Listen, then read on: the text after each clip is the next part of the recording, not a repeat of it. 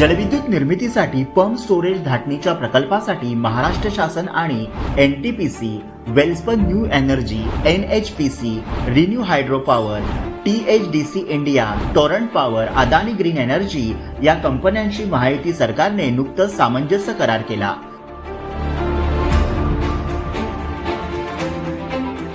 ज्यामध्ये 62,550 इतकी रोजगार निर्मिती होणार आहे। उपमुख्यमंत्री देवेंद्र फडणवीस यांच्या पुढाकाराने हे विक्रमी करार करण्यात आले असून त्यातून 35,240 मेगावॅट वीज निर्मिती होणार आहे।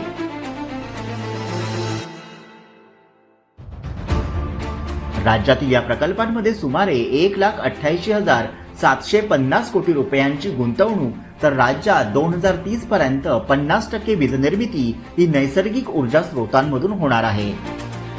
या करारामुळे शाश्वत वीज निर्मिती आणि अर्थव्यवस्था वाढीस मोठा हातभार लागणार आहे। राज्याची एकूण वीज निर्मितीची स्थापित क्षमता 46,000 मेगावॅट असून 40,870 मेगावॅटचे पंप स्टोरेज क्षेत्रात वीज निर्मिती करार झाल्यानं हरित ऊर्जा क्षेत्रात राज्याचं हे मोठं पाऊल आहे।